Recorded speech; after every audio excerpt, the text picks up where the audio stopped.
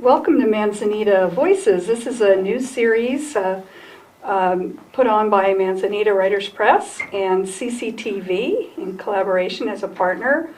And we are funded by a grant through California Humanities.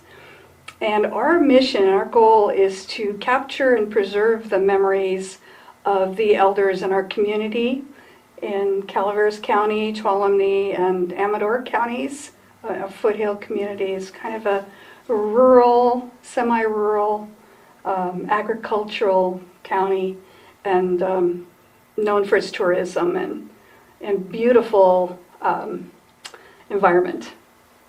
And I'm here with our first guests, actually, and that's Ty Childress and Bob Smalling. And both of these gentlemen I knew years ago. We had a gallery in Angels Camp. Ty was a fantastic photographer. He's been very talented and prolific, and a wilderness photographer. And his photos were featured in the gallery. And then Bob, I knew Bob because he used to come in and do music for us and for the public, and we had events, and he would come and play. And also his cartoon book, which was really fascinating, and that was featured in our gallery, and he's a writer as well. And so is Ty, and he's going to talk about what he's doing right now with his river rafting chronicling. So I'm going to let you guys start, and want to kind of talk about your background a little bit, how you came to Calaveras and when, and so we want to start with either one of you and start it off. Well, I really owe being here to Bobby Joe. I'm Bob. In, I think it was 1979 or so, I met Bob and his wife, given birth to their second child, forget which child, over in Columbia, in Tuolumne County. It was a home birth, but it was at the home of his physician, Dr. Jeannie Hardy. And he was also doing work on her deck, as I recall, as a carpenter. And I was looking for land at the time, and I was thinking about looking over in the Columbia or Tuolumne area. I just wanted to buy a piece of property. And Bob said, "Why don't you come on over to Calaveras County? There's a lot more rural, less busy, less traffic," because that's where he was settling over off of Jesus Maria Road, off of Rainbow Road. And the owner of a commune there, Rainbow Ranch, had 400 acres, and they were cutting it into pieces and selling off some chunks of it. Now, was this McCulney Hill area? Well, it's kind of between Railroad Flat and the Mountain Ranch off of Jesus Maria Road. He took me over there up this long winding road, and he was in the process of buying one of the pieces of property, and I looked around at the others and ended up purchasing, well, with some partners, 65 acres or so. Later, the other land partners and I split the property, and still lived there. Met my wife shortly after that in a snowstorm on Yankee Hill in Columbia. We got stuck in the snow and pulled over to the side and got out and started walking together. My leg was in a cast because I dislocated my knee on a river trip, and it was after one of my operations. We walked up together, and after a lot of ins and outs, she worked at the Columbia Nursery. It's Jane. I got brave enough to ask her out on a date. We went down the Merced River together. Then I took her up to my little trailer on Yankee Hill and fed her a roadkill squirrel in oyster sauce. That didn't drive her away, so then we went down a Grand Canyon trip, a 45-day trip down the Grand Canyon.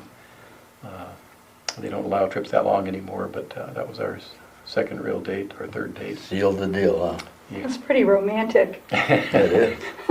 Oddly romantic. Yeah. I didn't know all those details. Yeah. So, The squirrel, that's interesting, yeah. um, So tell us about, you know, you were trained as a river rafter from Bryce, and you're writing a book about yeah. that. Tell us a little about your river rafting, how you got into that. Well, I was when I was about 13, I did a canoe trip down the Russian River with my father and Martin Litton, and Martin Litton's son, Johnny Litton, was about a year older than I was. So Johnny and I shared a canoe, and Martin and my father each had their own canoes. My father got into canoeing because he grew up in western Kentucky. His best friend was Fred Boone, who was Daniel Boone's great-great-great-grandson. And they did a canoe trip down the Cumberland River together, kind of like the John Prine song, Won't You Take Me Back to Muhlenberg County, except they lived in Henderson. I went out there one time and met him, Fred Boone, and his two daughters. They showed off their matching Smith & Wessons to me. But anyway, I got into rafting because I went as a passenger on a trip with Johnny Litton rowing a raft for Bryce Whitmore in 1963. Now, Bryce was the first one to run river trips in California. There were other people who were running trips in the Grand Canyon. There's Georgie White and Lou Elliott and other running trips in other places, but Bryce worked for Lou for a period of time and then started his own company. He met his wife on the Salmon River. They settled in El Sobrante, and he bought a bunch of four surplus rafts, 15-men basket boats they were called, because they were not self-bailers the way they were today. So I was a passenger on this first trip, and mostly I was the bailer. And a couple of years later, Johnny had sprained his wrist, and I called Bryce up and asked if he'd try me out. Oh, in the meantime, I had been down the Colorado River as a passenger with Johnny rowing one of Martin's dories. Martin went on to become very famous for his Grand Canyon dories that he ran commercially, but at this time he was just trying to prevent dams that were being proposed by the Army Corps of Engineers in the canyon. And he just took down Dave Brower, Elliot Porter, Phil Hyde, my father, other photographers. We had met when my father was a staff photographer at Sunset Magazine and Martin was a travel editor. So we used to travel lots of places together. Martin would fly in his airplane up to the Redwoods and so on. But on that first trip, Martin was rowing one of the rafts with my father in it, and Johnny was rowing the other raft. And then as I was back in '65, I called Bryce up and asked if he'd try me out on the Stanislaus, which is where his second river trips occurred. And he said, sure, come on up to El Sobrante. And we drove on up together. I forgot to ask him, though, if I was going to be training with another guide or maybe just rowing a baggage boat. But at the last minute, as all the passengers are arriving at the bottom of Camp 9 Road, he takes me aside and says, say, Ty, one of my guides didn't show up. Well, that was a lie. I was wondering, would you mind taking a raft full of people down? Just stay behind me, stay pretty close, and just do what I do. And if people ask you what rapids come up, just make up a name like Killer Fang Falls or something. And I guess that was fairly successful on that first trip, but he told me later that he snagged a lot of boatmen that way. He couldn't really say no after About being that. thrown right into it. So that was my training, the trial by water. Mm-hmm. And I worked for Bryce and a lot of other river companies as well, Martin Litton, Outdoors Unlimited. And now you're writing a book about him. Now I'm writing a book. Because And not just about him, but your life as well as a river rafter. It's a memoir and a biography of Mm-hmm. Bryce, who was born in Ohio. He's still alive. He's 96 years old and lives in an assisted living facility in Medford. He recently fell and broke his hip, fractured his hip, and I go up and visit him fairly often. I make a lot of phone calls, and so as I say, I'm writing this book. I'm at about 50,000 words or so, and I've had some good feedback about it, including from the Manzanita writers group that I participate in. And you have photographs and video. Yeah, and I've been things taking like- photographs since since Yeah. I was 8 years old, and I have photographs from 1963 on of all the rivers that we ran. Oh, that's Pictures amazing. of Bryce. I've got a few with me. I didn't bring too many, but some of Bryce when he was younger on the river. No, just a few years ago at his home, and when he lived in Talent, Oregon. That was me when I on one of the rivers. And this was a little pressure gauge that he told a story about how deep is the river. I could share that, but I've kind of gone on too long here. You had some notoriety too with the Stanislaus River. Yeah, it dealt with the Army Corps trying to, well, they succeeded in flooding New Stanislaus River Canyon. We used to run the section from Camp 9 down to Parrott's Ferry, and you could even go down another 4 or 5 miles to the old town of Malonis. And through really underhanded measures, through good measures, we put a proposition on the ballot, Proposition 17, which would have protected the river in the Wild and Scenic Rivers Act. But they just threw lots of money at the campaign, big billboards calling it a wild river hoax, because there was a PG&E power plant upstream. It really wasn't a wild river. The guy Atkinson Construction Company put in most of the money at the last minute, telling lies, showing pictures of dead fish in the river, saying this will happen if Proposition 17 passes. It turned out those dead fish were on another river after a chemical spill. So they just told a lot of lies.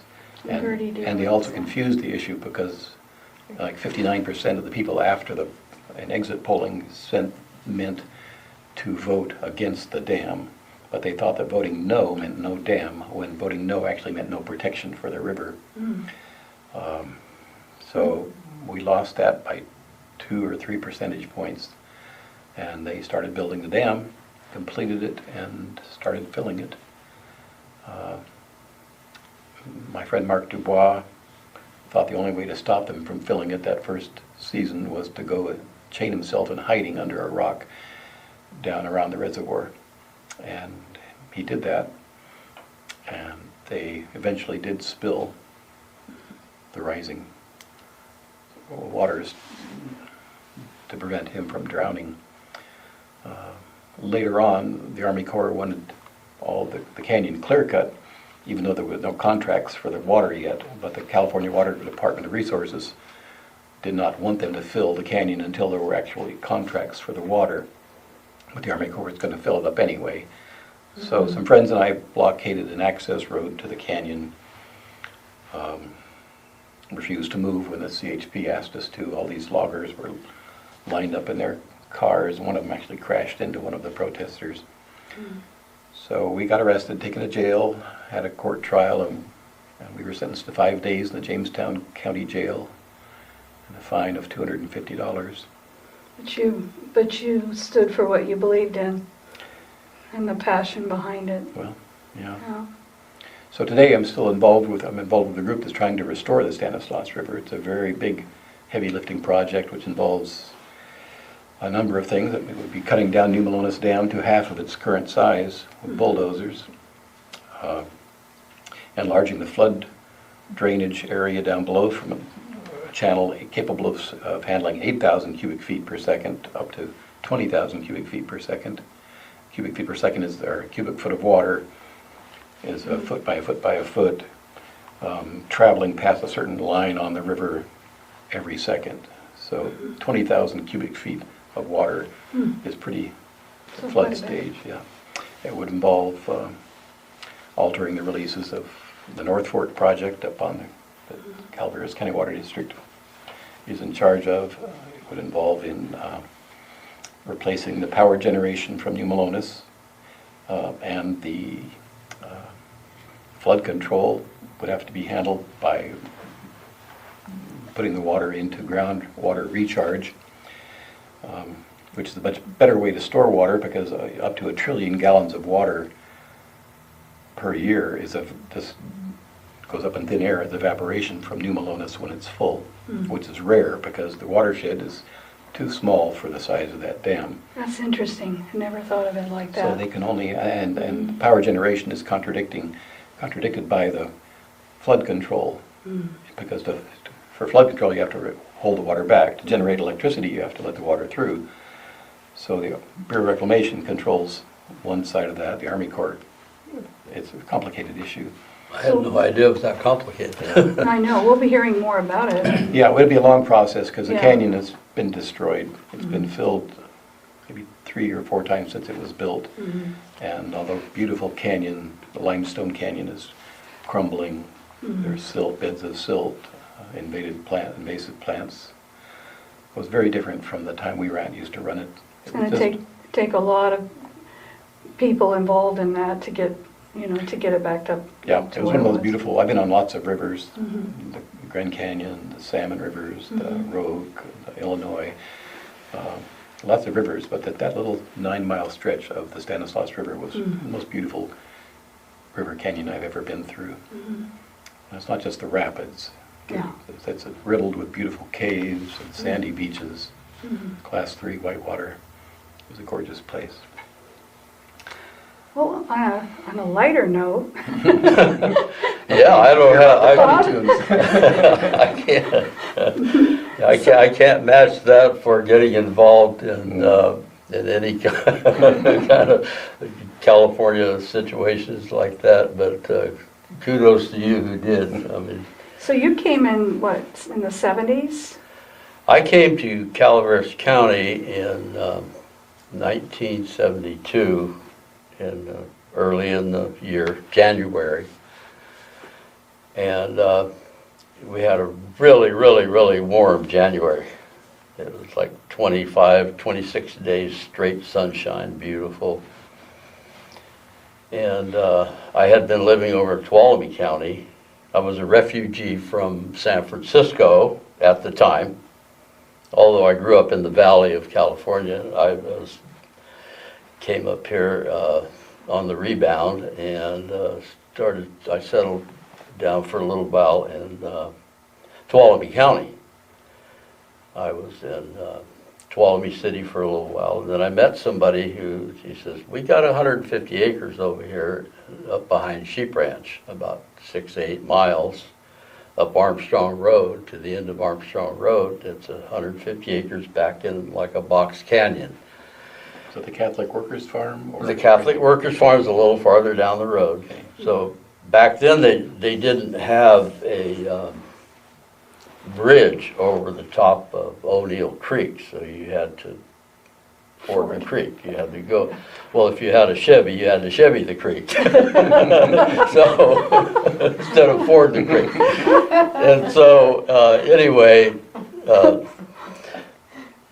we went across the creek, 6 or 8 miles up, I think it was 6 point something, and then you go across the creek and another 1.5 miles up, and then you go down into this little box canyon, which we called it Sun Mountain. And it was kind of treacherous back then, and there were pickups like sliding off the road during the rainy season, and they had to get up to the ridge to go down into the property. They had a hill called Ball Bearing Hill, and there was cars and car parts and motors and transmissions and rear ends and stuff all down at the bottom of Ball Bearing Hill, the ones that didn't make it up. Oh dear. So Talk about the Wild West. it was a little tough getting up there, and so, but I came there without anything, and I was I just turned 30 years old. Pretty sure I just turned 30 years old, and no, what? Just turned 30. Yeah, I turned 30 years old, and I didn't have anything. I had a couple of books, and the Lao Tzu book, and the Bible, and another little book on Zen or something. And a Chevy. I had a folding knife and what? And a Chevy? No, I didn't have I didn't even have a vehicle. And I was hoboing around, and I'd been a vagabond for about 1.5 years. I made myself homeless on purpose. so I could follow Really? my spiritual Ah. views. And so I ended up in this place called Sun Mountain, and I carved out a little spot. I asked the people that were already there, and there was an old biker there and his friend, and they restored cars in their shop, and they had a generator, and there was an old man there named Irv Malliette, and he was kind of our old wise man of the property. And so people started filtering in and building little cabins, and all out of recycled materials and things. So, but all I had is my little folding knife and nothing else. So I found a piece of 4x8 sheet of plywood, and I went down and cut some willow branches, stuck them in the ground, and tied them together at the top, and laid a bunch of tarps and sleeping bags and anything I could find over the top of that. And that was my first little house. And I lashed a window, like 2x3 window in the front of it facing the east. So I was sitting in my little thing there, and that was my home. Wow. That was my first home, Calaveras County. I always told people I carved my existence out of the ground and fight the gophers off to get my land, my piece of land. So. And are you still there now? Oh, no, No? no, that was a long time ago. Oh, a long time ago. I'm a regular person now. I've Got stuff. Yeah, I got, then came the wife and the kids, and then I bought property. I bought the 32 acres next to where Tyler got his later, and I built the whole house there. And You built it yourself? yeah, yeah. And I bought A little bit of a leap from that first structure, right? Yeah, well, on the Sun Mountain is actually a longer story. I got to tell you about the walk, because this is pretty cool. I'm sitting in my hut one day, and there's all these people that show up when you have back in the 70s when you had a commune, people just showed up, and you kind of took what came until you had to sort these people out. Well, the first one came was a guy that had been in San Quentin, and he comes in my little hut, and he sticks a hunting knife on my floor, and he says, "I'm going to tell you this, I'm going to tell you that." I said, "What is going on here?" You know, and I got rid of him. And this other guy and his girlfriend decided they were going to put a teepee up over here, and this guy was named Big John. He was about 6'6", and had what I called a big old long black Kentucky beard. It was one of those kind of sparse ones that it went way down to here. We both had long hair and beards. He had a fight with his girlfriend named Carol, and he says, "I've had it with her." I says, "Ken, what am I gonna do? I gotta get out of here. I'm just gonna walk away." So we sat together and we hatched out this little thing. He had been a biker from Merced, so he was a hard guy. And he says, we hatched out this scheme. We're going to walk to Mexico, all the way to Mexico from Sun Mountain. So Sun Mountain's way back in there in the bushes. And so we got somehow we had the same color matching ponchos, which were kind of a gray-green. And we had enough food. I baked these little things I called Johnny cakes out of oats and a couple of different kinds of flour and honey and trail mix and stuff all mixed in. We had enough food for probably a half a day. So we took off. We're going to walk all the way to Mexico. So we were going to go down O'Neill Creek all the way through the valley to the Coast Range and walk to Mexico. So we started out one afternoon, and he had to take his black dog named Blackie. So the first thing we encountered was deer brush. Now you can't go underneath deer brush. You have to go over the top of deer brush. So all the way down to O'Neill Creek Canyon was all this deer brush. So he would throw his dog about 10 feet ahead of him, and then we would climb over the deer brush. We were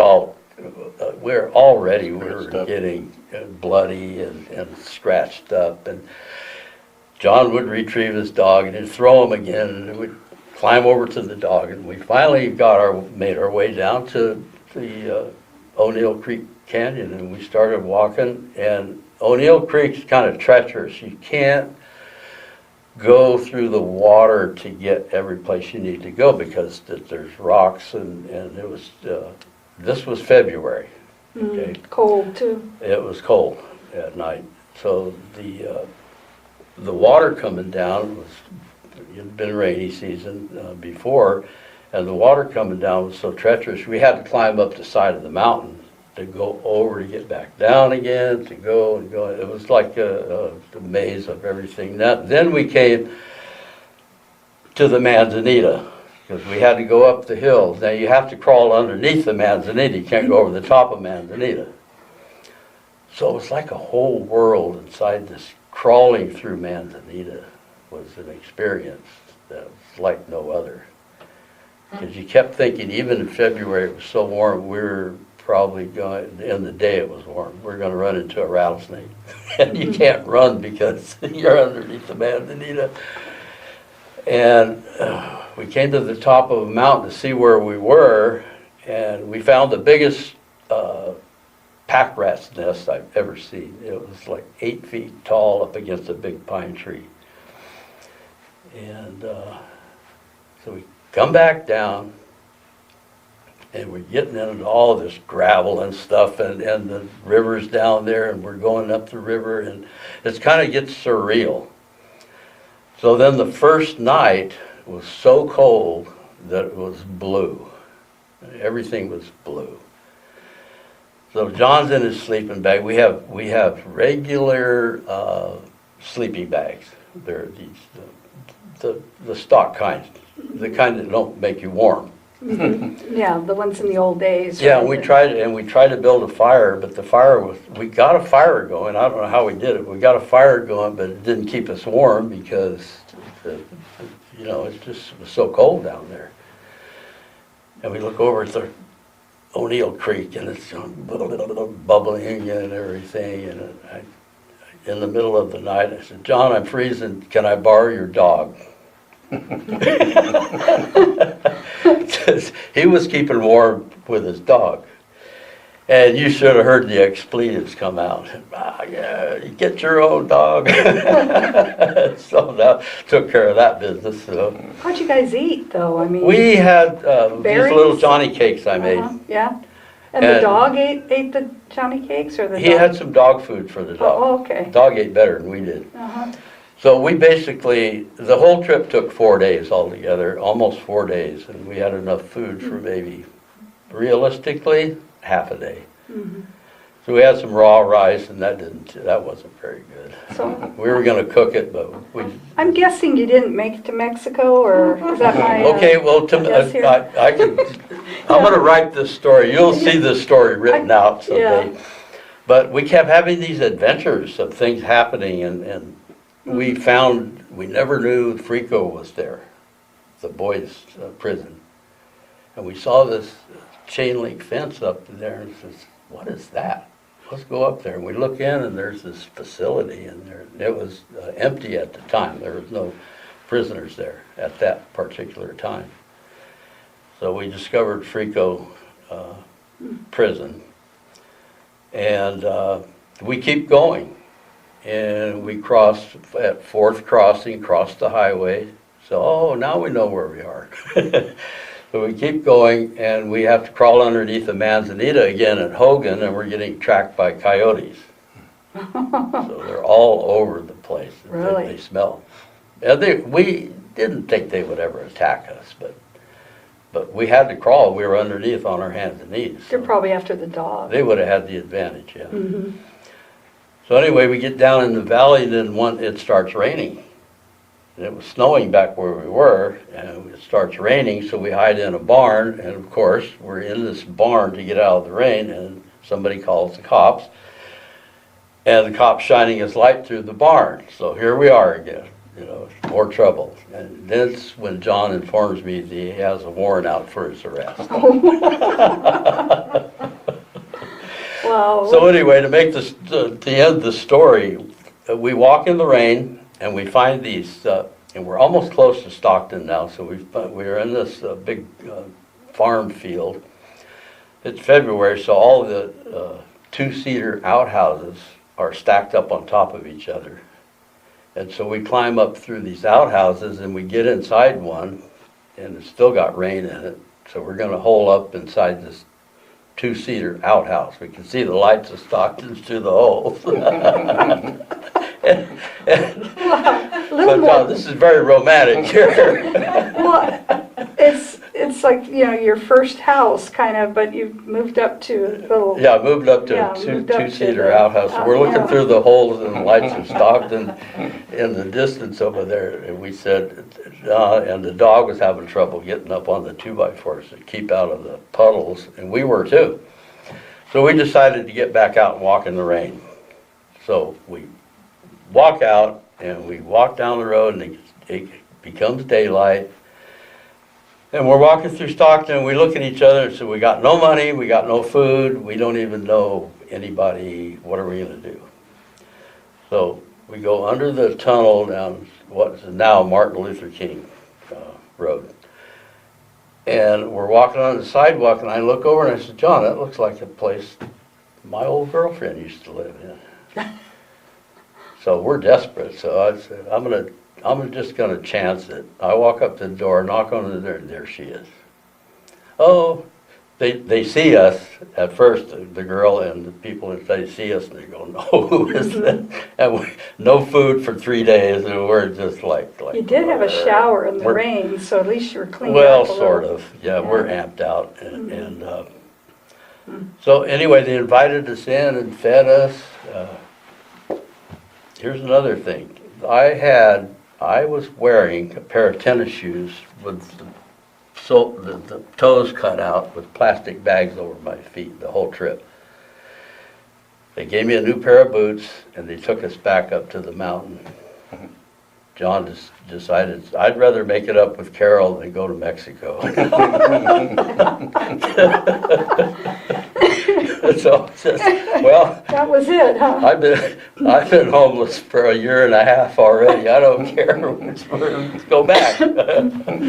So we came back up to the mountain, and So a woman, you know, brought you guys to your senses. That's good to hear. yeah, really. And they were happy to feed us and bring us back up, and they wanted to see the mountain anyway because they were all intrigued about it. But anyway, it was nice. I ended up going to Santa Cruz for a little bit, and I met somebody that brought him back up. We built a little house on the mountain up there, and we stayed up there for a year or so. And then I bought the property out by the Rainbow Ranch. And you built your own house. You're a carpenter, a trained carpenter? Yeah. That was handy. Well, I kind of trained myself. Yeah, you kind of I'm a built good up. observer. You built up your skills there Yeah, over yeah, time. I did, yeah. Then I built houses after that, and we all helped each other build our houses. And you know, you're a musician too. So in all of that, how did that come about? Well, Did you teach I yourself? had been playing guitar since 1960 for 12 years or so, 10 or 12 years. You wrote a song. Can you share it? About that, oh yeah, I wrote a song Your very about first- that commune, yeah. Yeah, could you share it? Yeah, sure will. If you don't mind?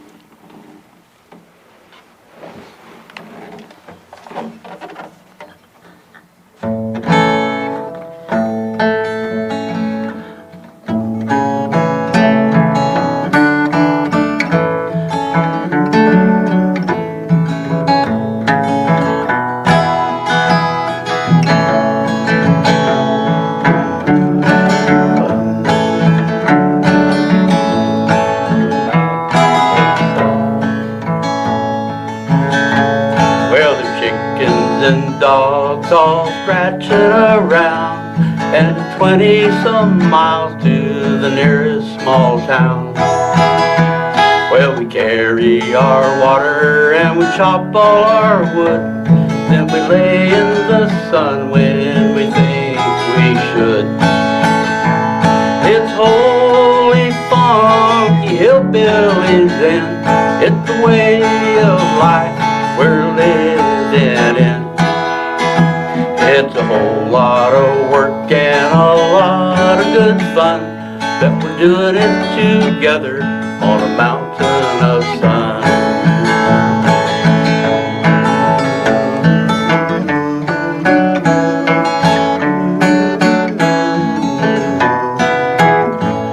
It's a waltz beat. The whole experience was a waltz. Oh, the creek is our bathtub in the old swimming hole. The water is chilly, but it's good for the soul. We live in the recycled houses, all made with our hands. We chip in together, pay for the land. It's holy funky hillbillies and it's the way of life we're living. It's a whole lot of work, but a lot of good fun, doing it together on a mountain of sun. Oh, the garden is giving and the water is sweet, and we're suntanned all over, right down to our feet. We sleep on the ground with our head in the sky, smile on our face and shine in our eyes. Holy funky hillbillies and it's the way of life we're living in. It's a whole lot of work and a lot of good fun, doing it together on a mountain of sun.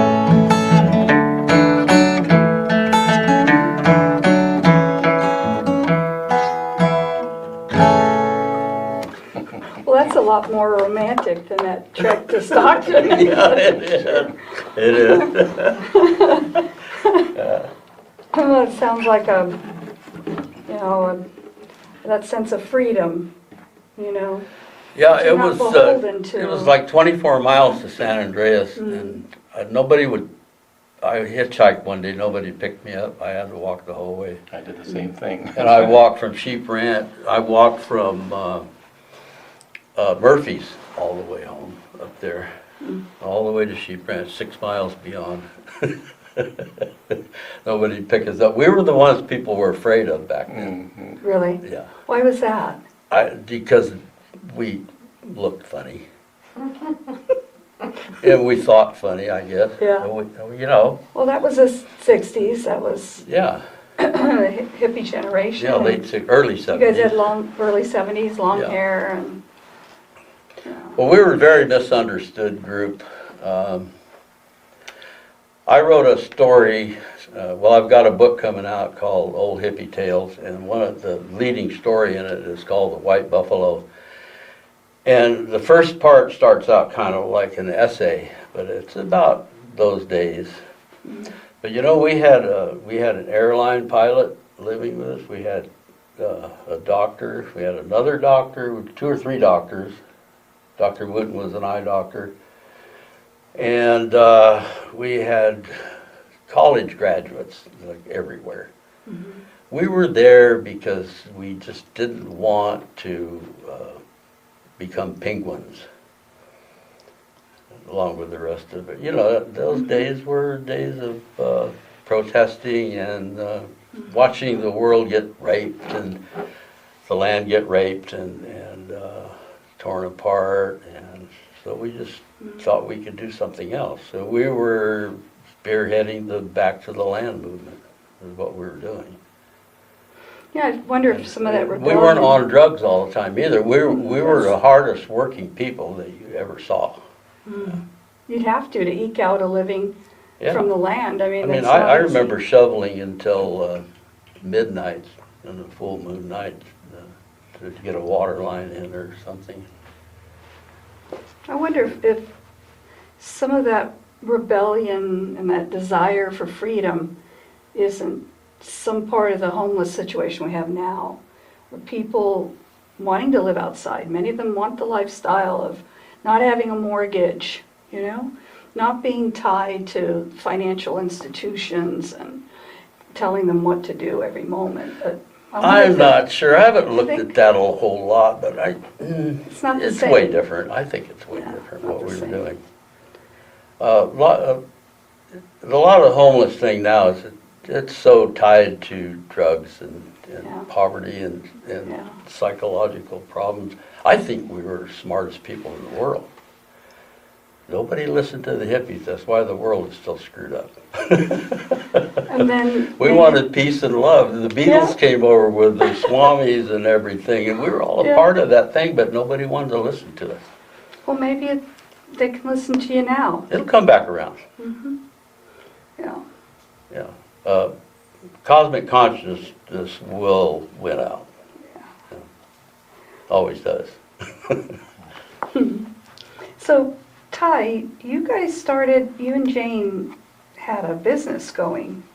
Yeah. Yeah, tell us a little bit about that. We threw up our little cabin, talking about recycled structures. Some friends had taken down these old YMCA camp cabins up at Lake Alpine, and I bought the walls and roof trusses from this friend of mine, a river company owner, for $200, and tipped the walls up on a little perimeter foundation, lifted the roof a little higher, and I had a dirt floor with some tatami mats on it, and that was our house for the first few years. Kind of just across the hill from where Bob was living. And So you were more Thoreau than Thoreau was. I mean, Well, yeah. thinking, Oh, yeah. okay. had dinner with the Emersons Yeah, every more night or Emerson, two. yeah. But yeah, and then Jane started, well, she's been growing herbs forever. But actually before I met her, she used to, with Michael Smith, her boyfriend at the time, used to deliver bulk food to Sun Mountain and other places in the area. And after we got together, she started growing herbs for a business, herbs, tomato plants, and would sell to the nurseries, all the nurseries in the area, and at farmers markets and at fairs. Would go down to the Whole Earth Festival. And you had heirloom plants too. Yeah. Can you talk a little bit about that? Like, what is Everything that? What is was that? done organically. Heirloom is kind of a little bit of a squishy defined term. It's kind of like any plant that's been around for a lot of years, and it's generally speaking not an F1 hybrid. They're open pollinated, which means you grow a crop and you can use those seeds to plant the next crop. But we really believed in organic growing. We had up to 4 greenhouses going at any one time until the Butte fire came through in 2015 and burned all of the greenhouses down and half of our orchard.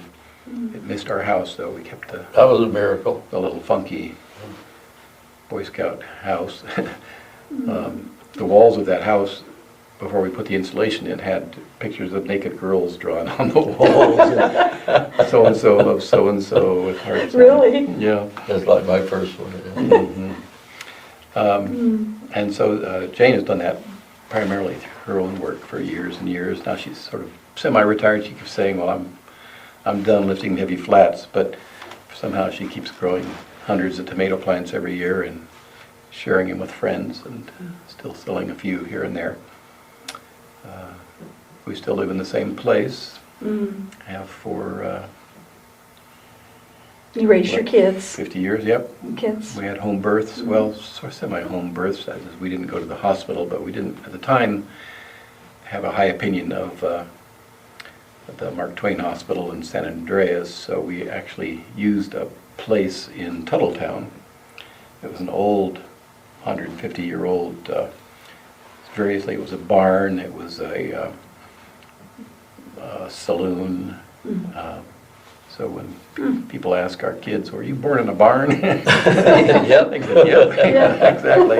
Born in a barn. So But you were we- a teacher too. Yeah, I, after being a river guide for 20 years or so, after that little 5-day stint in the Jamestown County Jail, I had a hard time getting a job as a teacher for some reason.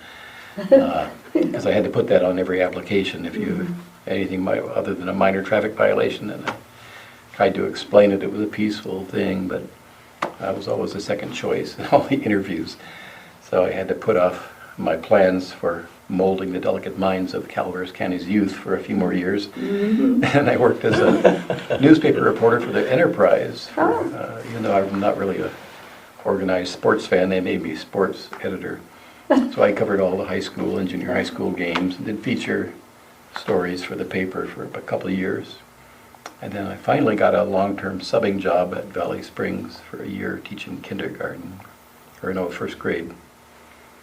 And back then they made the first graders take these standardized tests when the kids didn't know what's a multiple choice test. And that was fun. So I got my foot in the door there, and then I worked as a long-term sub for Jack Pickens up in Railroad Flat, and slowly worked into a full-time job. I taught special ed also, and ended up at West Point Elementary for 13, 14 years or so. That was a good crew to be working with. Jack Pickens was the principal there. Yeah. You taught middle school there, middle grades? No, I or- taught mostly second grade, Second? fourth grade, and fifth grade. Oh, okay. I wanted third grade, but another teacher had that all tied up. So, yeah, taught school. Still go back and run rivers occasionally, and we do family trips now and again. We just got off a trip on the East Carson River. That was a long one-day trip in the sun. I'm still kind of fried from that trip.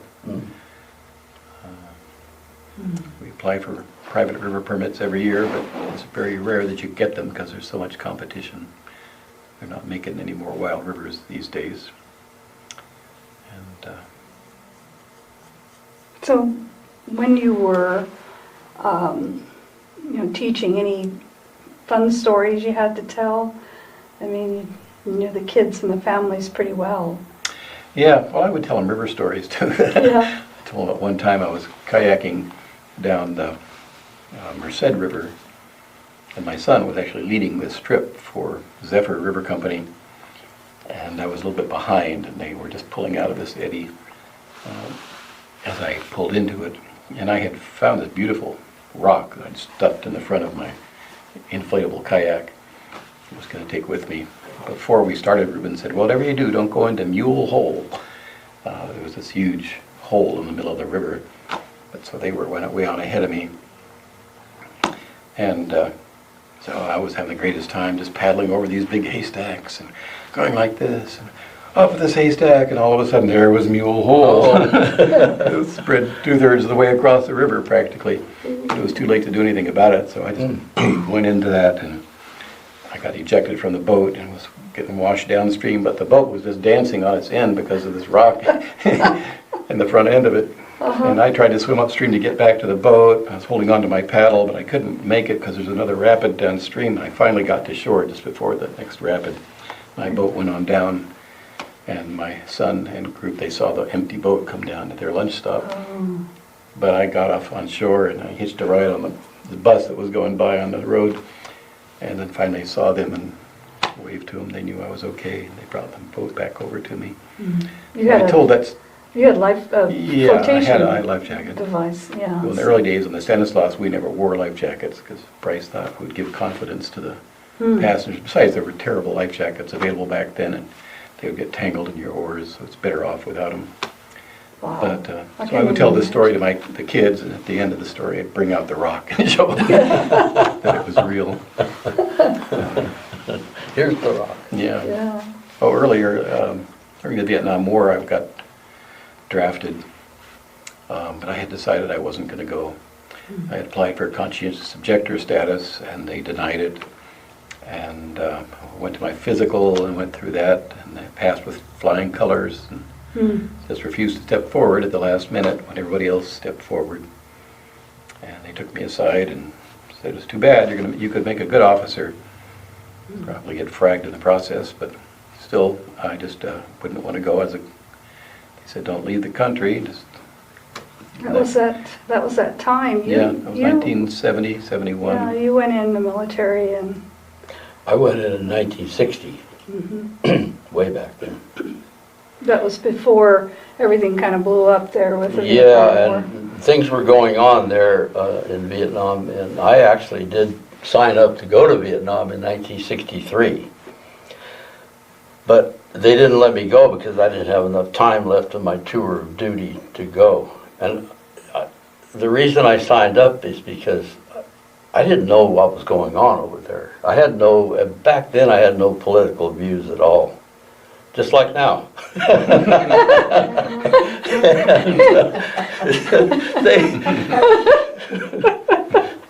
I just wanted the adventure. So, I'm going to go to Vietnam. Yeah. And then I realized they probably would have put me on a little swift boat with a target on me. And that would have been that. But I didn't go. And then later on I found out what was going on. Yeah, I just knew I could not. Yeah. I got out of the the gun against another human being. I got out So I of was willing to go to jail for that. But eventually I was granted a CO because the Selective Service Board had played fast and loose with my I think with both of you, application. you know, the idea of conviction and doing something you feel is really important, you're passionate about it, for the both of you. Yeah, You I know, ended you up, lived a life that most people wouldn't even, you know, consider. yeah, I think it's possible. Because, you know, it's just out of the ordinary. Yeah, and- well, and you know, I was difficult. born only 2 years after the Dust Bowl officially ended. It ended like in some accounts say it ended in 1940, and some say 38, but anyway, I was born right then. So growing up in the 40s, I saw that transition into the beatniks, the rock and rollers, and then you had the hippies come along. I've seen all of those things and got my feet wet in all of them. And so I've kind of been every one of those things. And a lot of history in my life. And you built your own house. Now, how'd that happen? Both of you, we heard a little bit about your Yeah, we Thoreau added on cabin. to it. We did for Yeah, first recycled several years, materials. we didn't have any power there, so we built it all with hand tools. Uh-huh.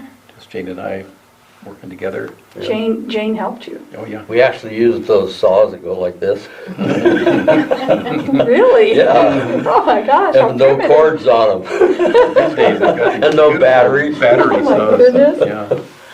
And where'd you got recycled materials, both of you. Mhm. Where did you find those? Oh, you stop on the side of the road, you see a board, you pick it up. You know, back in the old days, I call it the old days, back then, Calaveras County, you could find a roll rim tub out in a field. Mhm.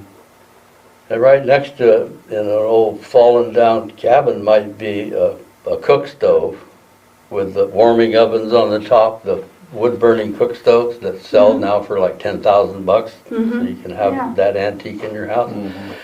We just go and find those things. And the farmer would usually, or whoever owned the land, they didn't care. They just wanted to get rid of them. Just jump. I found a 6'6" roll rim tub. Cast iron. Yeah, Wow. you could actually spread out. It wasn't 5 foot long, it was 6'6". But those things were all over the place. Well, weren't they watering troughs Yeah. usually Yeah, for usually. cattle and Now, we horses? found windows that we had windows in one of my houses, came out of the barracks and the old army barracks down by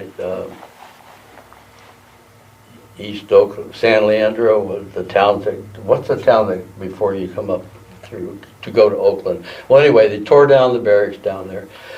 Some of the stuff we had came out of the old Stagg High School down in Stockton. Wow. And some of the stuff for my first real house on Sun Mountain came from the fun house at the playland at the beach. With the laughing And you have sow. probably some stuff from there too. Wow. down in San Francisco when they were tearing, I had orange 2x4s from Sweden. I had 1/4-inch plywood with clowns painted on them on the side of my house. And you had naked ladies. Yeah, naked lady, yeah. And all kinds of stuff like that would just show up. And your house would be like an eclectic. Yeah, one board at a time. Yeah, a study in eclectics. You can tell Bob's the carpenter by looking at his left hand there. Yeah. Oh dear. Right here. Yeah, yeah. That was one of those saws that you were talking No, about this was- earlier. This was a table saw. Plug-in saw. Yeah, plug-in saw. Mm. But materials would just show up. I mean, we would use them. That's fascinating. So people would just bring things in, or Yeah, and we had, like I said, we had people who knew what they were doing. We had trucks, and we kept our cars in shape and our trucks in shape, and so we were always carrying stuff back and forth all the time. But the whole thing was, we could live on very little a year. like, give us an idea. So you had the $2,000, $3,000 a year we could survive Wow. of actual money. Mm-hmm. The rest of it. Because you didn't have to pay for your place, right, at that time? Well, we had to chip in to pay, Oh, to somebody pay for had, the somebody had to come up with money to pay for the land payment. 'Cause it's Okay. almost always a land payment, Mm-hmm. you know. Mm. But it always seemed to work out. We had more faith than we had anything else, you know. Yeah. It just seemed to be there. And you were young. Fairly Oh, young. yeah, you could work hard. Yeah, you could work hard. Now about 2 hours I get tired. Thank God for the couch. Yeah, take more naps these days. Yeah, yeah. So you had a natural education, an organic education you learned by doing. As far as well, I actually did, I have 4 years of college, but I actually did go to, I was an apprentice carpenter with the union for a while, when I first got out of the military. And, you know, I learned a lot there down in Fresno. I went to Fresno City College for a couple of years, but I also went to the union-sanctioned apprenticeship program, and I learned a lot through that too. But you usually learn by just doing, you know. And the Yeah. kind of materials that we were scraping up, they weren't normal materials most of the time, so you had to figure out how to make them work together, you know. Not a lot of plastic then, more Not as much. what, No, metal and wood. wood, old-fashioned stuff. Yeah. You just apply them. Yeah, Make them work. my grandfather was a physician, and my great-grandfather was a physician, and so my parents always had the hope that I might become a doctor, but instead I became a river guide. It's interesting how your life went that way, meandered kind of that into that direction. Yeah. Do you know why? Well, What- I just fell in love with rivers, with the interaction of gravity and water. It's hard to describe if you haven't been on a river, what it's like. I have this affinity for the Kern River. I don't know, have you ever been on the Kern as a river? I've been by it. I haven't actually rafted Oh, my or goodness. kayaked it. It's a killer river. I saved a girl from drowning on the Kern River. Kern, oh yeah. You know, They have a Bryce Whitmore- sign when you come into the canyon of how many people have died Oh. since they've been Yeah. keeping track. Yeah, Bryce Whitmore has, when he was a kayaker, well, first he was a race car driver, and he raced a little 2-cylinder Panhard, a French car, and used to win these races, but then he gave up racing when he learned to kayak, and he and his best friend Maynard Munger and Roger Paris used to look all over California for creeks and rivers they could run. He had like 19 first descents of rivers and creeks in California by kayak, including the Upper Kings River, the first time it was ever run. It was supposed to be a one-day trip. They had to bivouac in their wetsuits and share a little tiny piece of Limburger cheese overnight and come out the next day. And then he started his river company called Wilderness Waterways. But he also, I mean, he's an incredibly inventive fellow. He invented the first self-bailing raft, so he didn't have to bail after every rapid. They were just like these 4 parallel tubes that he called them a huck fin. The water would wash up and then just run off again. And that allowed us to start running the Tuolumne and other Class 4 and Class 5 rivers that where you couldn't do in a basket boat. It would hold the water. So you mainly did river rafting, but what about kayaking? What's your favorite? Yeah, I like kayaking. We've got 4 canoes at home. 2 of them burned up in the Butte fire, but we since then have gotten more, including one from Bryce. This nice old 1918 Old Town canoe that needs a little work, but it's just a beautiful canoe. We just went up yesterday canoeing on Union Reservoir for the day. I think I like being able to take family down the rivers now, so when we can, we go down the Rogue River. It's like a 4 or 5 day trip. There was one time we were on that river and my son woke us up in the middle of the night and his Levi's were soaked. And it turned out he had gone sleepwalking in the middle of the night. The otters were calling to him from the river, so he walked down. And he finally woke up and he walked into the river. Wow. And he came back a little nervous. It woke him up. About made me a little nervous too, so I ended up tying a rope around my ankle and tying it over to his ankle. And sleep. So the rest of the night, so he wouldn't take off again. I kind of continued that for the rest of the trip. So people are interested in river rafting. How would they start? Or would they probably go on a commercial trip first to get their trip. feet wet, so to speak. If you wanted to do it yourself, then you probably need to buy a canoe or a kayak. The kayaks are pretty cheap, especially the sit-on type now. Watch a lot of Start YouTube on videos. Flat water. Yeah, On how you to learn do about it. how to make eddy turns into the eddy, out of the eddy. You just start gradually. Not the way I did, but gradually. And these days they make a lot of self-bailing rafts, so people don't even take buckets with them anymore, which are very useful for water fights. But yeah, I'd suggest We trying. still have Oars is still leading trips, right? Up here. Yep, Oars, So, Sierra Mac River Trips does the Tuolumne. There are quite a few different river companies now. Oars is based out of Angels Camp, Yeah, so they're probably the closest company. they're the closest to us, yeah. They're a good group to contact, huh, if you want to get started. Yeah. So what are you guys doing now? And what's your projects now? Well, briefly. since I majored in creative writing in my 4 years of college, then I came to the realization that you have to make a living. Yeah. You can't be a writer and make a living too.